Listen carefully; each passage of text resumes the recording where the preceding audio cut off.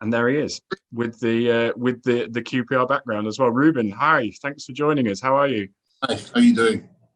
Very, very good, mate. We're pleased to have you along. Thank you for sparing us some time. No problem at all. What did you make? I'm in quarantine, so I'm happy to do it. I got nothing better to do. Okay, we're just passing the time, are we? Well, that's good. That's fair enough. This is my quarantine tag back in Malaysia, so. Oh, okay. Yeah. What did you make of Blackpool, Ruben? Well, I had to get up. Well, I didn't have to get up because I'm still jet lagged, so I saw it very late over here. I think it's like the kickoff here was at 1:30, and I think whatever luck we thought we didn't have against Sunderland, I think we got a bit of luck against Blackpool. I'm not sure that was really offside, to be honest. And so I think we were quite lucky, but it's nice to not have. Nice to get 4 points just before the window. So I think we always seem to do well just before the window. It's always like, and then we have the window, which I think really sucks because then we have to build back up again all over again, right? So I don't know why we don't start well after the window, so which is, which I think has been the issue. Too many windows, I guess. So the good thing is I think this is the last one for a while. So that's the good news. Yeah, believe me, mate. 6 days on the road doing Cardiff and Blackpool all at once last week. I need an international break, even if you guys don't. And like you said, we definitely cashed some refereeing chips at Bloomfield Road on Saturday, but I feel like we were owed that after Sunderland. Listen, we'll get down to the interview because we wanted to speak to you for a while. We're going to split it between the three of us, and I'm going to go first. I just wondered. I mean, first of all, why did you get involved with QPR in the first place? Do you regret it? No. Why did you get involved with QPR in the first place? And has that aim changed? Because obviously when Tune bought into the club, we were a Premier League club, and now there's been some mistakes along the way, as I'm sure you'll say, but we're a Championship club now doing things differently. So why did you get involved in the first place? What was your vision for it, and has that changed now? So the truth of the matter is, myself and Tony used to own a club back in Malaysia, in Malaysian Football League. But it's a very complicated scene over here.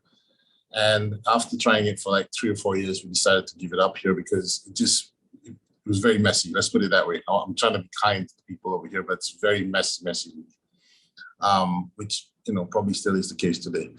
And that's one of the reasons why we didn't want to get involved any further here. And then Tony had the idea to say, look, why don't we just get involved in real football? Is what he called it. So so that's where we looked at many clubs, and I think this is the one we fell in love with. I think that's the easiest way to put it. So, and I always tell the story that we came for the Bolton game. I don't know if you remember that game. It was the end of the London riots, right? That year. I think the only game that was called off was Tottenham versus someone because the riots were in Tottenham, and we were not sure whether to fly in because of the London riots. And, from where we were in Asia, the London riots seemed like a really, really big thing. Like the whole of London was on fire, right? So can we even land in Heathrow, or is the airport on fire as well? So I mean that's the kind of feeling we had before we came in, and then we came in and we saw QPR get beat, I think 4-0 if I'm not mistaken, and I think Gary Cahill scored a volley from outside of the box, which I don't think he's ever done in his life. So and that was our first experience with the QPR, but after the game we sat outside.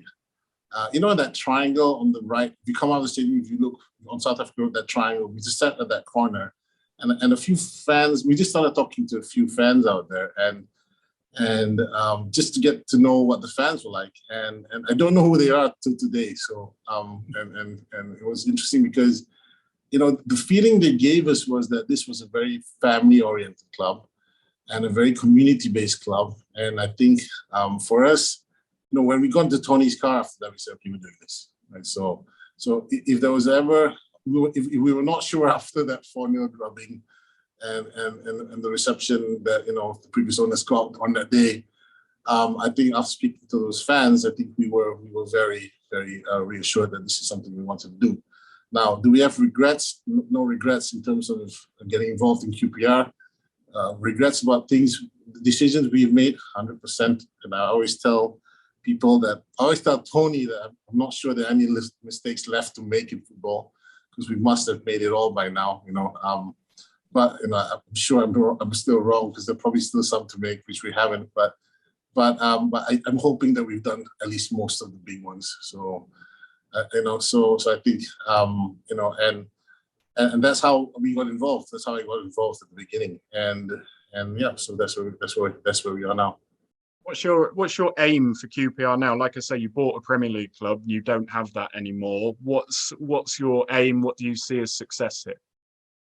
So I think for me, over the last 5 years, or at least last 5 or 6 years, for me, the goal has always been to get the club to be self-sustainable. Right? I think that for me is the number one priority for QPR. I want the club to be sustainable on its own and not dependent on owners putting money in. Right? As we know right now, from a revenue perspective, that's still not possible. So what we want to do is get to a point where we're developing enough players that we can do that. That's one strategy. The other strategy is having a venue where we can generate revenues as well, more revenues that could make the club sustainable as well. And I don't just mean more revenues in terms of capacity. I don't think capacity really is the issue. I think it's more about how to derive more value from the venue being used. We have a venue in close to central London, or even central London, which is used 30 days a year. I think the site's 5 acres, and 5 acres being used 30 days a year in central London is ridiculous, to be honest. Right? As some of you know, I have another club in the US, and that venue, my partners there are not happy that it's being used 100 days a year. Right? I think we're trying to reach 150 now. And one of my partners over there has a venue which he uses 330 days a year. Right? Of course, that venue is indoors, so it's a bit different to compare. But for outdoor venue, I think 100 days a year is at least the minimum target we should be targeting. And what's good about revenues like that is that you're getting it from not just your fan base, you're getting it from other people using the venue for other reasons, right? So like concerts or boxing matches or anything else for that matter. Or weddings for that sake. So getting revenue from outside of the fan base, which is also very good. I think you don't want to just drain the fans all the time. I think the idea is to see what other revenue streams you can bring in, which would be helpful to build the club as well. So this is why that's why I think from a venue perspective we could do a lot here. But also that's why we invested in the academy to develop it, to make sure we can develop players, to increase the revenue base to make the club sustainable as well. So I think everything that I've been focusing on has been around that goal, and I think the training ground too is just to make sure that we're heading in that direction with regards to developing players too. We want to have a good venue of our own where people are proud to come in, and we want to have an academy which is right next to or in the same venue with the first team. So the first team so the kids can see what the first team's like and aspire to get there. And I think so as I said, so my goal in terms of success would be when the club is self-sustainable on its own. Can you do that at Loftus Road? We know we go every week, we love it, but we know its limitations. And there were some pictures the Nottingham Forest fans posted on Friday of what it's like down the back of the away end at Loftus Road. We all know we love it, like I say, but we know its limitations. Can we do this at Loftus Road? Because by the sounds of it, a new stadium is as far away as ever at the moment. So I think we can do it in Loftus Road, but we can't do it in Loftus Road as is. So if you're talking about the way Loftus Road is designed today, I think trying to do other events there is going to be really, really hard. And as those pictures you mentioned clearly show, we're struggling to sell even on game day. Even for the 30 days a year we are open right now, I don't even think it's 30 days, by the way, but maybe this isn't with the cup run, it might be 30 days. But even for the 30 days that it is open, we were struggling on game day to actually sell get extra revenue on game days. So with the structure of the stadium as it is today, I think it's very, very hard. We've looked at what we can do within the current structure as it is. And I think there are some things we could try to do. We're exploring those on their own, but I think that's one of the reasons why we want to talk to the council to see what else we could do in the area, and see how we can maybe get a better venue at that current site. And that's why and now we've officially written to the council to try and meet them, and hopefully we get to see them soon. So would that be, are you talking about redeveloping Loftus Road or having fan zones off-site, or what more can we do where we are in your mind?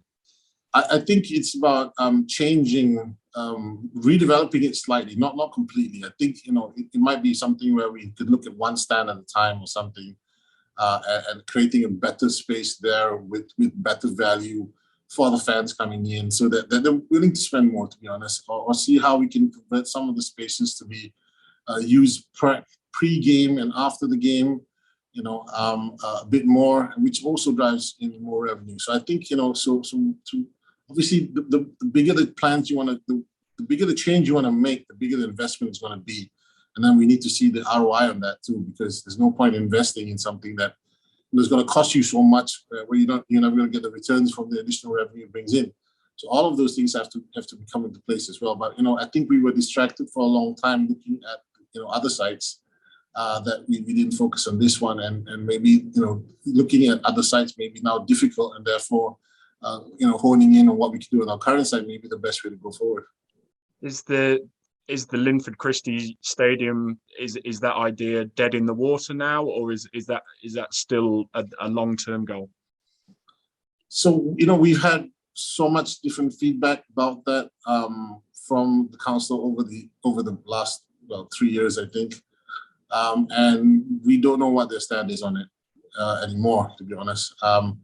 And we've not heard from them about it for a while now either. So I have no idea where they stand on this. So I think we need to find out from them, and it's entirely their call. I think we made it very clear multiple times to them that it would be highly desirable for us to move in there. But I think I think one of the key things they talked about at one stage was trying to do an open tender for the site. And now, if you do an open tender for the site and we're bidding against multi-billion-dollar companies, we're not going to win the site. So I think, so from that angle, I think that's one of the last few conversations we had with them was along those lines, where I think they said something like that. So, and we don't know, but even then they said something like that and they never did it. So we don't know where they are on that site, and we don't actually know what they want to do on that site, to be honest.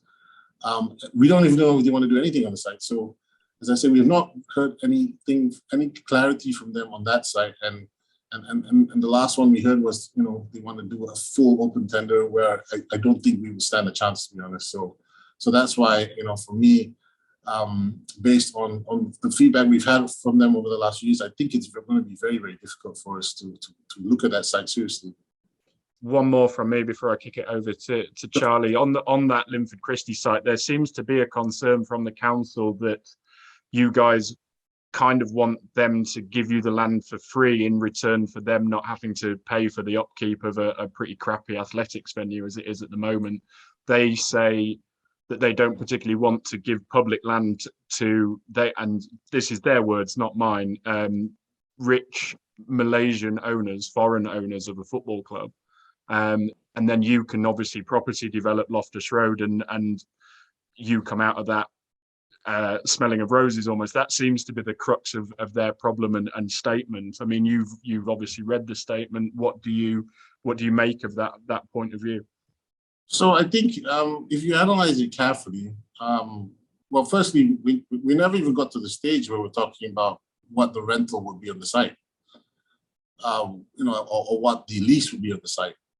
I don't think we even got to that stage yet. So to say that we asked for that, I don't know when we asked for that, to be honest, and I don't know where they're coming from, because that certainly the request didn't come from us from that angle. We've never, as I said, we haven't got to that. If they wanted to do a tender on the site, I don't know how they could suggest that we wanted to give this for free. It didn't make sense either. Now, and if you think of it carefully, no matter how much you develop the Loftus Road site, it won't be enough to cover the stadium.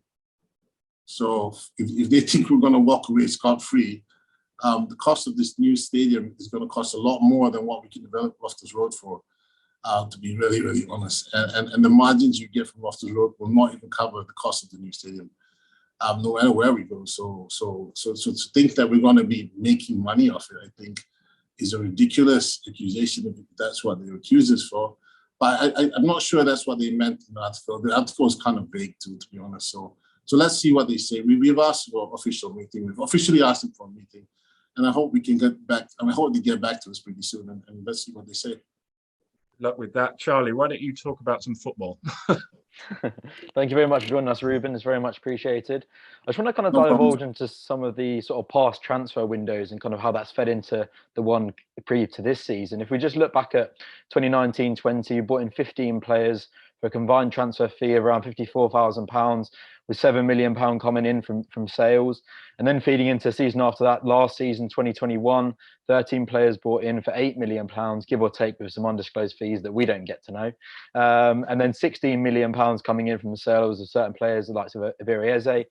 And, you know, this season, from the fans' perspective, we felt as though we sort of saw a transition and sort of the belief from yourself and the board. We saw 11 players come in for a combined fee of, yes, granted, low at £1.7 million, but with only the sale of Liam Kelly coming in, again, another undisclosed fee. But it's not so much just, you know, that 1.7 million of transfer fees that we laid out. It was, again, the free transfers, the likes of Johansson, Austin, Andre Grayfield, or the Badgers, we all know, be on high wages. So we sort of, from a fan's perspective, we sort of saw, you know, yourself and the board kind of almost a bit of a let's go for it this year. We, you know, the past investments have been in response to, you know, financial incomings from big players being sold, but we didn't really see that this year. And from our perspective, you know, we did well the tail end of last year, and we kept, you know, it seemed as though the board was very keen to keep the assets that we had in the squad.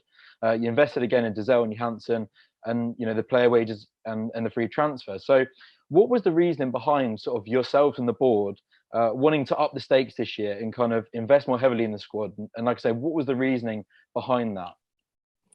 So I think, you know, our reasoning doesn't change from one season to the other.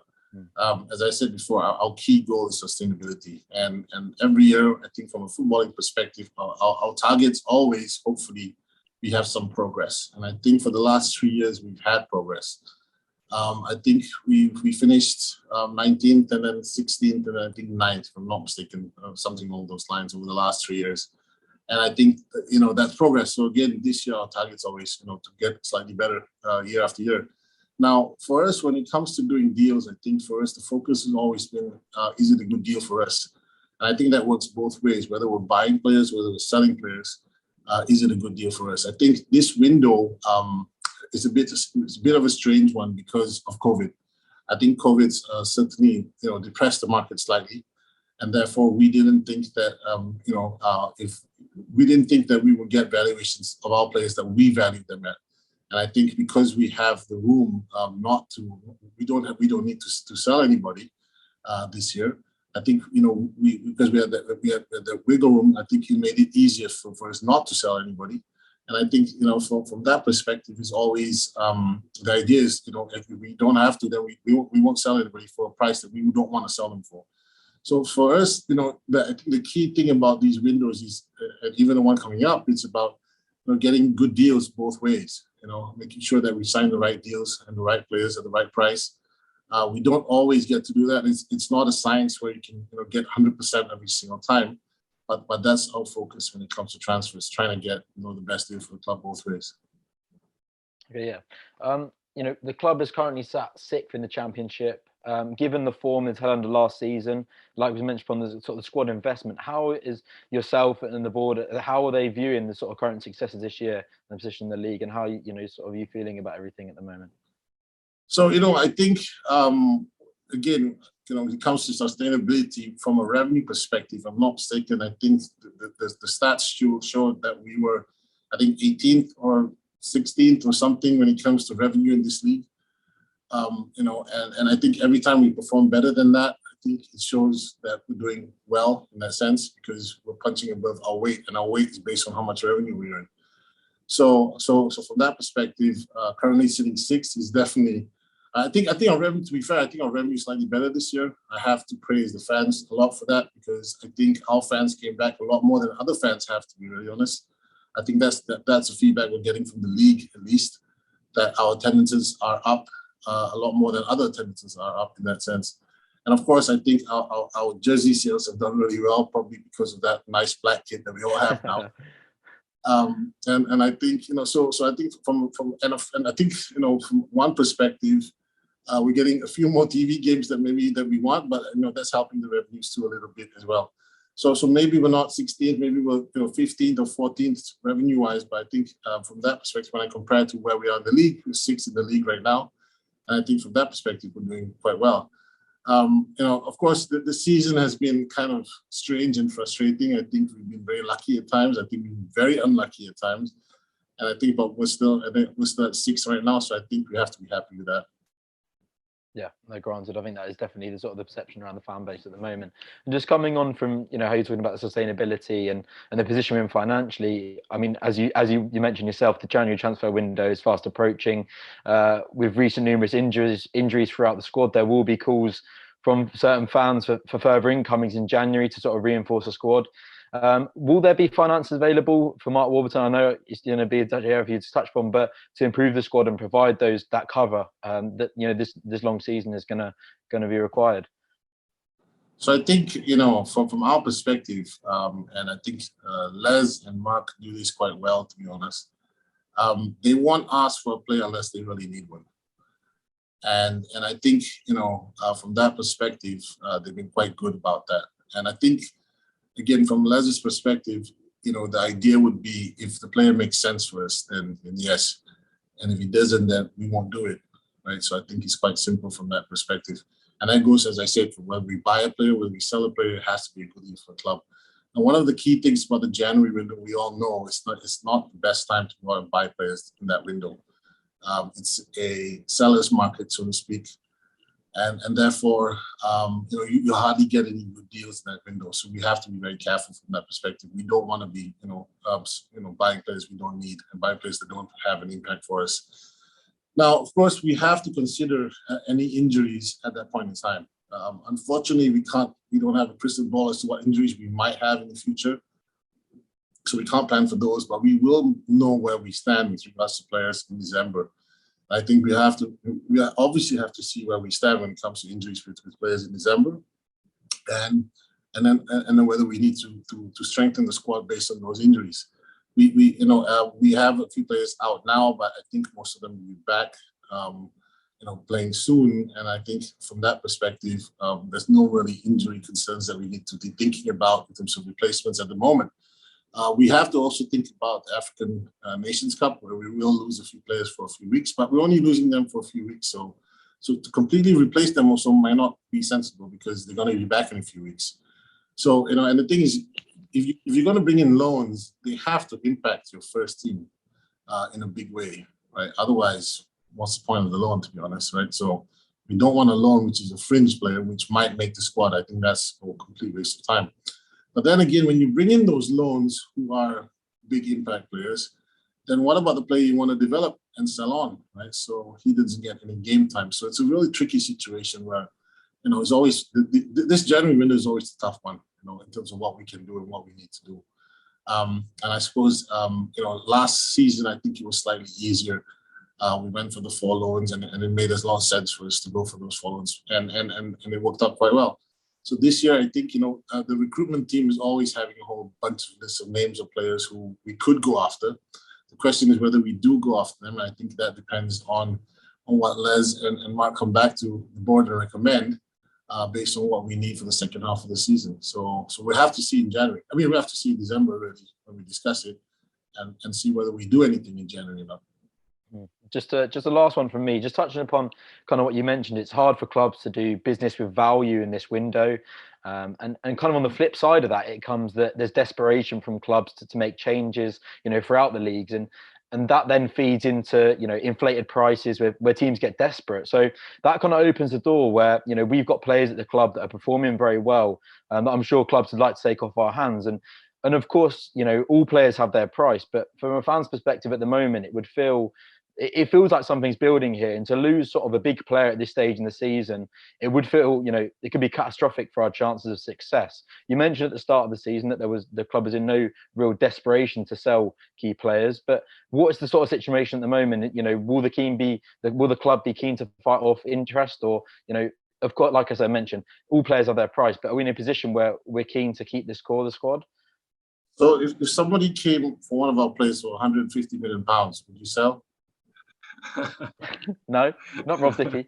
No, Jake. And of course. Now, for the long-term sustainability of the club, I think we have to sell for £150 million, right? So there will be, if somebody values our player the same price as Mbappe, then I think we have to sell, right, at that point. So when you say that there's no value, that we will not sell it, I think that would be, a fallacy, because we have to look at the long-term sustainability of the club. I think that's the key priority. And if somebody comes in with something crazy like that, that means we can also spend, right? So I think we have to put it into perspective, and see what the offers are. So for me, the key part here is that, I'm always thinking of the long-term sustainability of the club, right?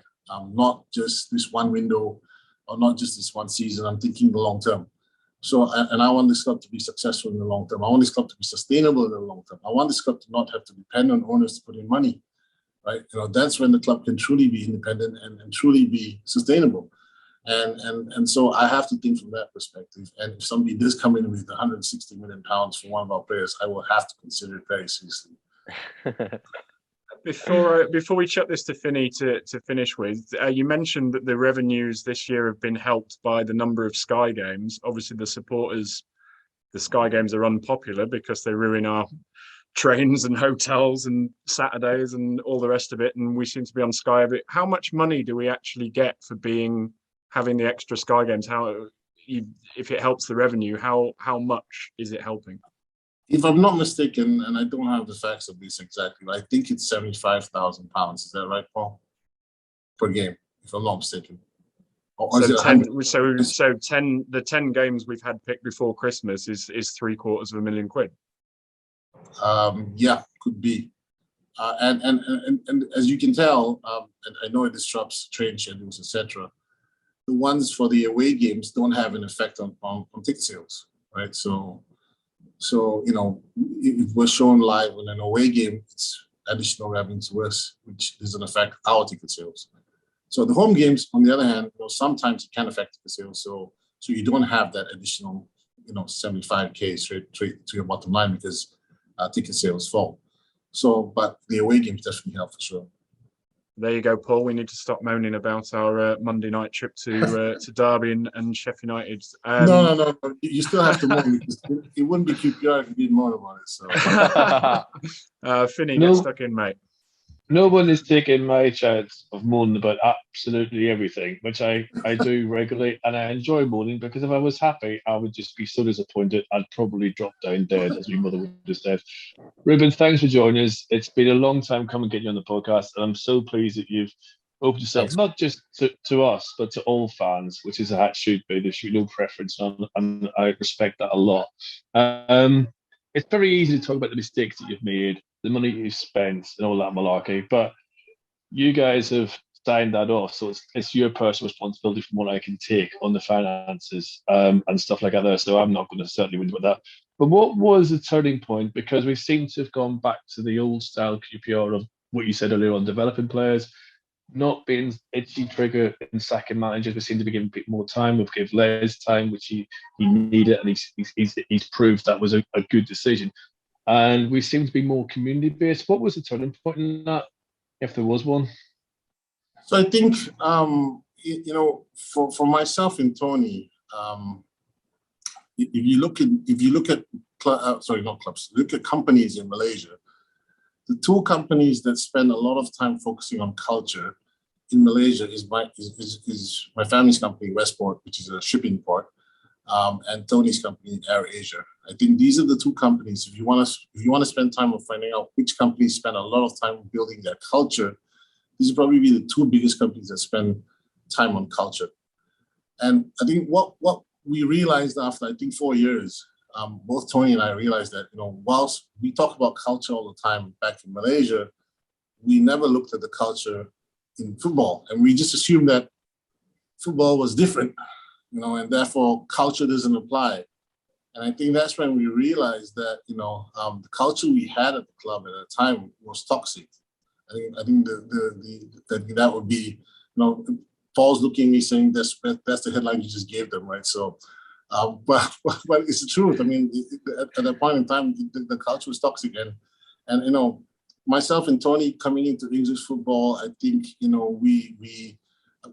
not going to pretend we knew everything we were doing, and I think in this business, there are more people out there who are trying to hurt you than trying to help you, right? And I think football business in the UK itself, or in Europe maybe, is quite toxic in general, right? And I think there are a lot of people who are trying to make a quick buck here and there, right? So I think that's where our realization was that one of the key things we needed to do, which was, I guess 2015-ish, I guess. Was we need to start changing the culture around. And I think that's when people like Les and Lee started coming in. And then with people like them is when we started changing the culture around, because we got them to implement a new culture. And I think that's why we value them so highly, because I think from a culture perspective, they're everything we believe in what the culture should be. Right. So good, honest people. And I don't think it's a very magic formula of any kind. I think good, honest people is. Sorry. Another call came in. Sorry, apologize for that. So good, honest people, I think, is where is a simple part of the culture, what we're trying to build over here, and I think that's what we've been trying to do for the last 6 years. So and I think that was the turning point when we realized the culture was bad and we needed to change the culture. Well, I'm pleased you did, frankly, because. Oh my. I kind of, the headlines, of us having the wage bill of Dortmund and all the negative stuff was depressing. And I think it got a lot of fans down, because QPR was not that sort of club. It was never the sort of club. And I don't know what the previous owners left, what state the club was in, to be honest with you, Ruben. I don't know if they left it in a good shape, a bad shape, or an indifferent shape, and you guys had come in.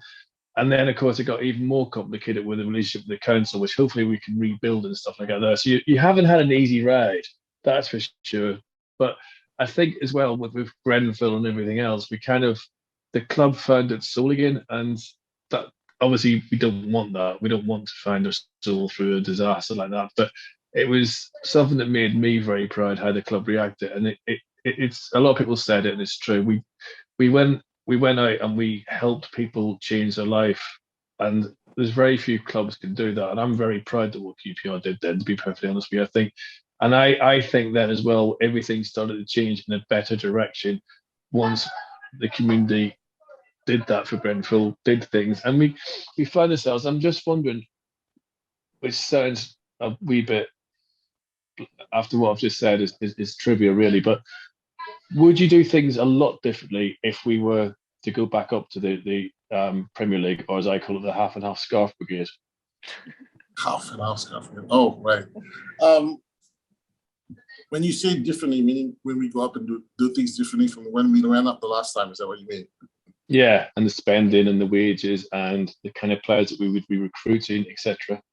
As I said, I have to think about the club long term. I have to think about sustainability of the club long term. I think the last time we went up, we bet the house to stay up, and I think that was a mistake, to be honest. And I think we have to think about realistically what can happen, which is you might go down as well, and I think you can't bet the house to stay up and then end up going down. I think that's where you won't make the club will be unsustainable in that sense if you try and do that. So I don't think that strategy was right. And I definitely wouldn't be doing that again. So if we did go up, I wouldn't be betting the house for us to stay up. I'll be looking at what's realistic and making sure that if we did come down, which, for the teams that go up, I think the likelihood of you coming down is very, very likely, as we can see. no disrespect, but look at Norwich now. I think, a club going up is always going to be the one struggling and trying to stay up. So I think, trying to bet the house that we're going to stay up, I think it would be a mistake. And I don't think it would be a long-term sustainable decision made for the club. I think it would be an emotional decision, which could be disastrous for the club long-term. So I think, as long as we keep our eye on the fact that we need to be sustainable, then we invest what we can and we try our best to stay up. But, we have to plan for the eventual scenario that if we do go down, we're not going to be in a disaster again. Well, that sounds a lot more sensible than making agents rich. I'll give you that one. Which is what we did the last time. I did feel for you because it was really bizarre. Because I remember I was asked to do an interview in the radio once, and they were kind of coming from the angle of like, "Oh, these guys here to sell your ground, are they bad people?" I was like, "No, they've just made errors that football will swallow you up. It's ruthless. It's like a sea of piranhas, these agents sometimes. And as long as you learn from it, we can go forward. It's when people don't learn from it, it worries me." I think you mentioned the what we inherited. And I think the one key thing that we didn't inherit was any governance. There was no governance at the club when we took over, right? There was no proper board. And those are things that part of culture you want to put in to make sure that, if you want to have good people, you want to have a sustainable club running for the long term, you have to have these governance things in place. And you have to have check and balances everywhere. And you have to have people, triple checking on everything and doing due diligence on everyone because, it's one of those businesses where it's all about people, right? And so background checks and due diligence on everybody needs to be, done in a very thorough manner because the whole idea is we need good people here. And I think, so for us, the lack of governance is, I think, what really didn't help us when we came in. And I think that's what we missed. If there was one thing we missed when we came in was that.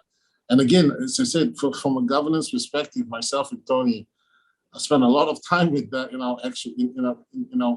our work companies in Malaysia, and the fact that it didn't cross our minds for 4 years when it comes to culture and governance was just, it was amazing that we didn't think about it. It was just crazy.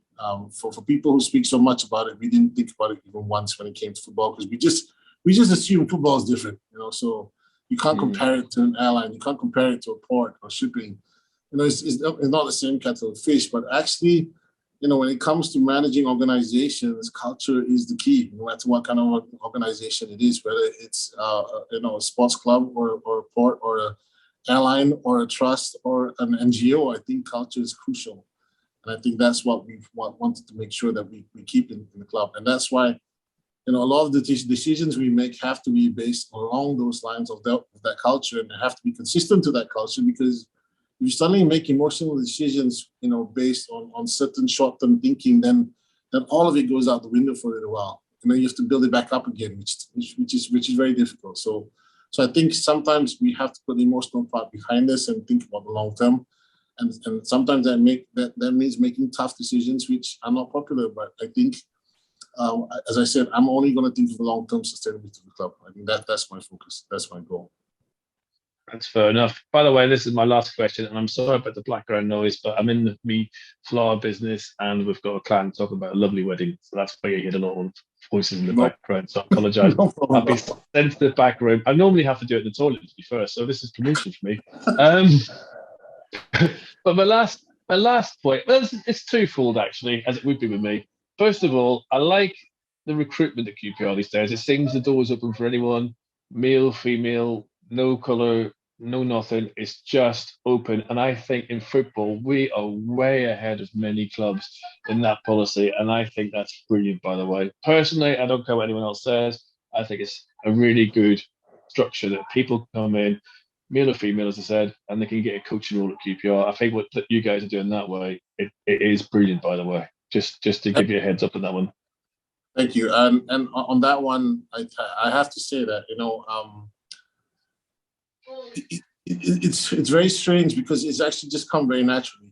One day we looked around at the board and said, did we put any policies in place to make sure that this is the case? And we looked around and said, no, it's just the culture that we created allowed for it to come out naturally, right? Did we tell Chris Ramsey he has to hire so and so. We never told him who he has to hire. We just said get the best people in the house, right? But get good people first, right? Good people first, then best people. So I have put one big caveat on it. I will say I will want good people before skill. Right? So no matter how good a player you are or how good a coach you are, if you're not a good person first, please don't come. Right? For me, that is the key criteria. You can be the best player in the world. We won't want you if you're not a good person.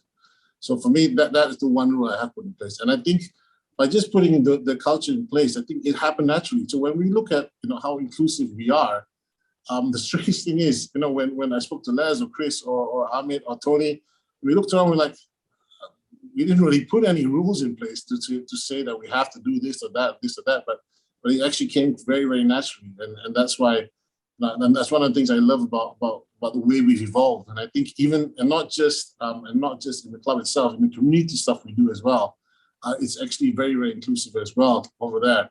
And I think, it's also, I think that part comes from the community. I think the community is a very inclusive community, and that's why it resonates well with the club as well. And my last question, I promise, was more of a thing. Well, it's a question, I don't know, it probably isn't. But the last point I'd make is that, we talk about community, we talk about things, but what Andy Evan does, what the club does, everything is so important. But also, at the end of the day, let's face it, it comes down to a Saturday or a Tuesday or a Wednesday or Friday or Monday, whenever Sky decide to put us on TV. And you do seem to have changed policy to say we're giving people a chance and everything else. And you personally don't seem to be on social media as much as Tony was. Do you think that the social media bit scarred Tony? Because if you want to be loved, don't buy a football club has always been my kind of take on things.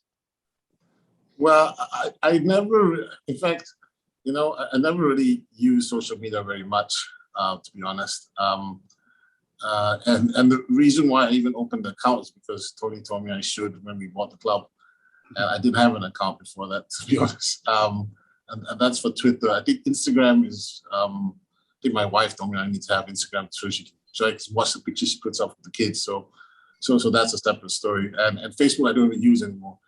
And the rest, I don't even know what they are. TikTok and all those things. I've not been up to date with what those things are. But no, so for me, I think, the way I use Twitter, to be honest, is actually now as my news feed, because I don't actually buy newspapers anymore. Well, not the physical version anymore.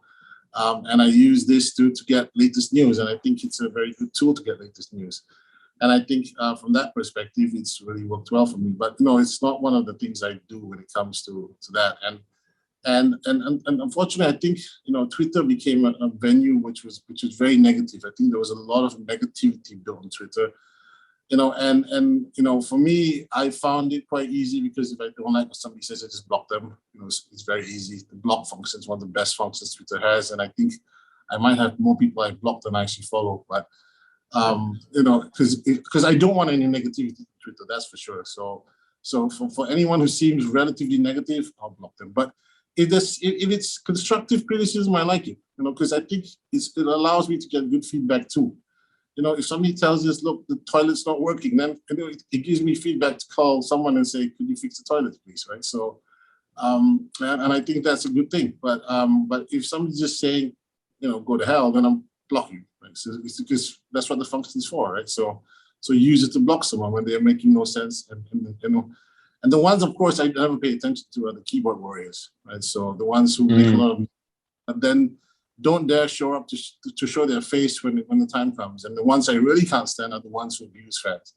I think those are the ones who should be banned, not just from Twitter or not just from the social media platforms. They should be banned from the stadiums as well.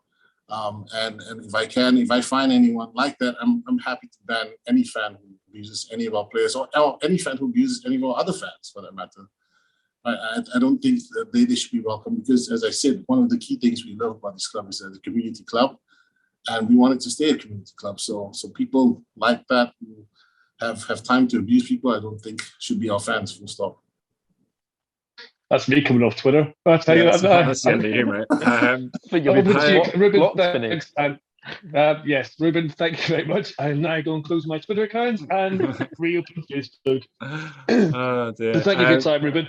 Ruben, thank you so much for that. I have noticed once or twice a cheeky retweet from you when I've been coating the referees off. So you want to watch yourself on the EFL fines with that one, mate. You said it, not me. So yeah, Hey, I see you. Ruben, you want to see him during the match?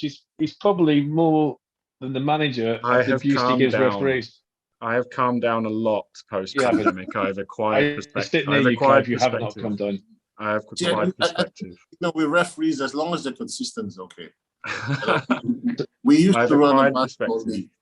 We used to run a basketball league over here, and one of the key things was people used to say that the referees were not very good in our basketball league. And I asked them one question: are they consistent? And they said, no, yes. So I said, as long as it's consistent, it's fair.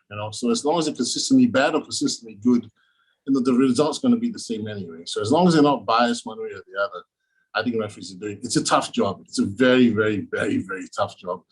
I actually refereed once when I think I was 19, and for about 5 minutes during that match, I was actually watching the match and not actually refereeing the match. And actually, the game ended 5 minutes ago, and I didn't blow the whistle. So I know how tough that job can be, but as I said, as long as it's consistent, then I think it's fair. Keith Stroud's very consistent. Keith Stroud's very consistent indeed. I think he went to the same referee school that you went to, Ruben, by the sounds of it.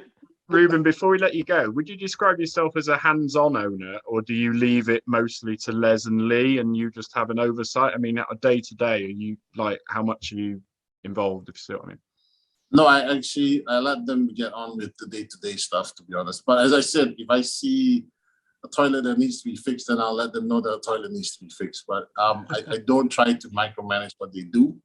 But if I have a good idea, I'll definitely pass it on to them. Or if somebody brings up a good idea to me, I'll definitely pass it on to them. But I try not to micromanage in any way. And definitely when it comes to transfers and things like that, if somebody sends an idea of a good player to me, I'll send it to Les straight away. I'm not gonna do his job for him. And if he comes back and says, "Hey boss, we got to buy this guy, or we got to loan this guy," I'll say, "Okay, we'll consider it and get me a good deal." As I said, for us, the key thing is a good deal both ways. Ruben, that's great. Thank you for spending so much time with us today. We really appreciate it. Best of luck with the rest of the season. Obviously, we hope it goes well. Everything crossed. And take care. Hope to catch up and speak to you soon. Best of luck. Okay, thanks, Ruben. Thank you, Ruben. Thank you. Thank you. Thanks.